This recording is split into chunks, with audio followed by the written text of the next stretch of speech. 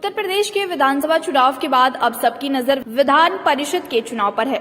राजधानी में सोमवार को इसके लिए 4 प्रत्याशियों ने नामांकन दाखिल किया, जिसमें प्रधान बीडीसी स्वाभिमान संघ के राष्ट्रीय अध्यक्ष नवनीत शुक्ला ने भी निर्दलीय प्रत्याशी के रूप में अपना पर्चा दाखिल किया। इस दौरान उन्होंने चुनाव आयोग से निष्पक्ष चुनाव कराने की अपील की है।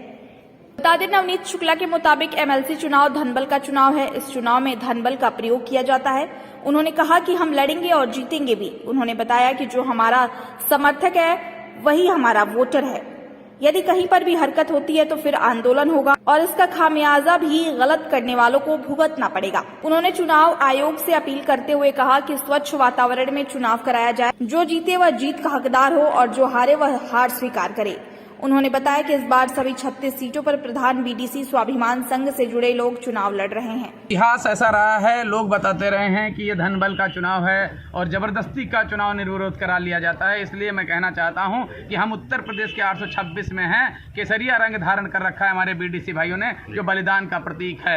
हम लड़ेंगे भी और जीतेंगे भी, क्योंकि हमारा जो समर्थक है वही हमारा वोटर है, जो सबसे ज्यादा संख्या में है, जिसे कहते हैं क्षेत्र पंचायत सदस्य बीडीसी, जो पूरे उत्तर प्रदेश में हमारा संगठन बना हुआ है। अगर कहीं भी तनिक भी हलचल हुई तो पूरे उत्तर प्रदेश में त्राहिमाम बन जाएगा और इसका खामियाजा आज भी भुगतना पड़ेगा। और आने वाले समय में 1.5 साल प्रमुख महोदय हैं, हम अगर जो उनकी संख्या लेकर घूमने लगे तो हम अविश्वास प्रस्ताव लाने का काम करेंगे और उन्हें हम कुर्सी पर बैठने नहीं देंगे। फिर 2024 लोकसभा में भी हमारी संख्या बहुत ज्यादा है उत्तर प्रदेश में, हम उसमें भी बहुत कुछ कर सकते हैं। इसलिए निवेदन है पत्रकार बंधुओं के माध्यम से, स्वच्छ वातावरण में चुनाव आयोग से मेरा निवेदन है कि स्वच्छ वातावरण में ईमानदारी से चुनाव कराया जाए। जो जीते वो जीत का हकदार हो, जो हारे वो हार को स्वीकार करे। हमें चुनाव लड़ने दिया जाए। और लोकतंत्र में बड़े बड़े लोग इस बात को जानते हैं कि ये चुनाव कैसे होता है, फिर भी हमारी न्यायपालिका चुप बैठी रहती है। ऐसे पदों को निरस्त कर देना चाहिए अगर उनके कान में ये भनक पहुंच जाती है कि दबाव और प्रभाव में ये इलेक्शन कराए गए हैं। जैसे प्रमुखों का चुनाव अभी तक होता रहा है।